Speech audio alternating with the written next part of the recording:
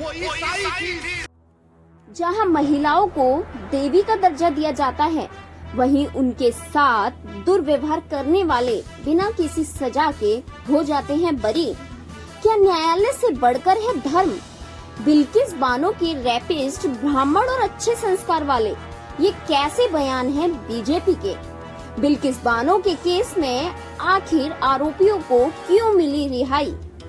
नमस्कार, मैं आपके साथ प्रिया शर्मा आज आपको बिल्किस बानो से जुड़ी हर उस खबर से रूबरू कराऊंगी जिसके कारण बिल्किस बानो का न्याय से विश्वास उठ गया है।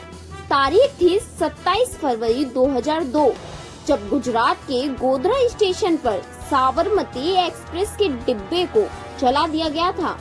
इसमें लगभग 59 लोगों की जिंदा जलकर मौत हो गई थी। इसके बाद गुजरात के दंगे भड़क गए थे। तारीख थी 3 मार्च 2002। बिल्किस बानो गुजरात में रहने वाली मुस्लिम महिला थी जो 2002 के दंगों के बाद अपना राज्य छोड़कर कहीं सुरक्षित जाना चाहती थी, लेकिन इसी दौरान हथियारों से लैस भीड़ ने उनके परिवार पर हमला किया। सर्च के अनुसार इस हमले में बिल्किस बानो के परिवार के 7 सदस्यों को मौत के घाट उतार दिया गया। साथ ही बिल्किस के साथ किया गया गैंगरेप। कैसा होगा ना वह घर जिसके परिवार में 7 लोगों की मृत्यु के साथ ही बेटी के साथ दुर्व्यवहार, सोचकर ही पैरों के नीचे से जमीन खिसक जाती है। जिस देश की बेटी के साथ ऐसा हुआ, उसी देश की बीजेपी सरकार के विधायक ये बयान दे रहे हैं कि बिल्किस बानो के रैपिस्ट ब्राह्मण और अच्छे संस्कार वाले थे। गोधरा के बीजेपी विधायक सीके राहुल जी ने कहा कि बिल्किस बानो के रेप के लिए दोषी तो ठहराए गए, लेकिन गुजरात सरकार की ओर से जेल से रिहा किए गए। 11 दोषी ब्राह्मण थे और अच्छे संस्कार के थे। अब सवाल ये है कि क्या गुनहगारों को न्याय की नहीं बल्कि धर्म की दृष्टि से दिया जाएगा न्याय? उम्र कैद की सजा काट रहे 11 दोषियों को रिहाई देकर न्यायालय ने क्या साबित किया? गुजरात सरकार ने अपनी माफी नीति के तहत 11 दोषियों को रिहाई की मंजूरी दी थी। दोषियों को संस्कारी बताने पर ओबीसी का भी गुस्सा फूटा। देखिए क्या कहा ओबीसी ने।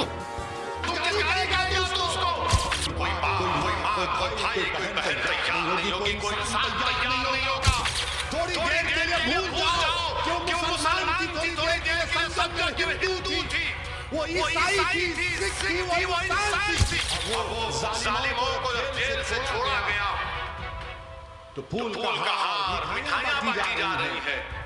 ये संस्कार है।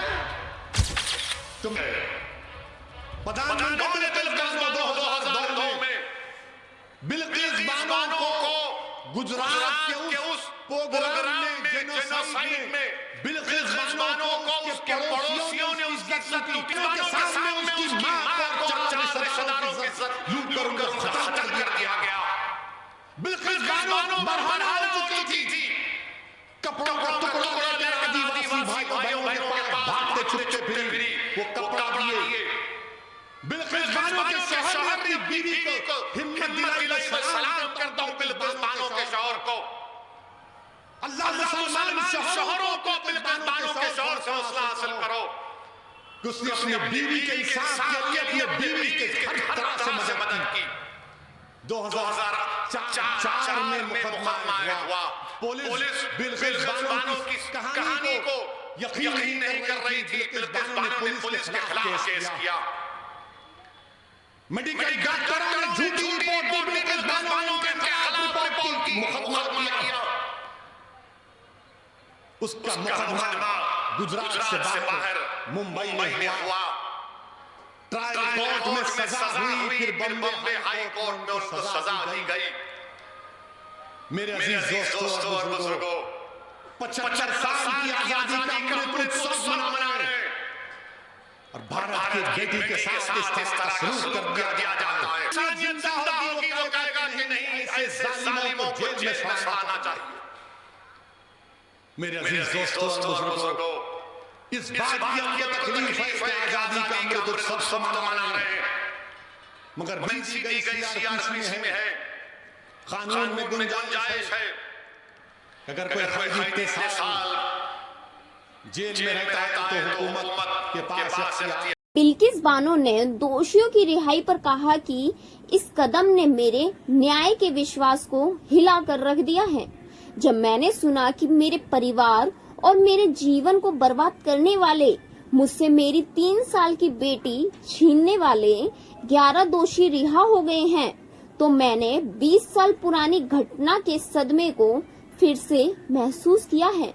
मेरे पास कोई शब्द नहीं है कि मैं अभी भी सदमे में हूँ। वहीं विपक्षी पार्टी कांग्रेस के नेता राहुल गांधी ने भी बीजेपी पर निशाना साधते हुए कहा कि बेटी बचाओ कहने वाले अब बलात्कारियों को बचा रहे हैं। आज सवाल देश की महिलाओं के सम्मान और हक का है। बिल्किस बानो को न्याय दो। आपकी इस केस में क्या राय है, हमें कमेंट बॉक्स के जरिए जरूर बताएं। आज की इस खबर में इतना ही। देश और दुनिया की तमाम बड़ी खबरों के लिए देखते रहिए आवाज हिंदुस्तान।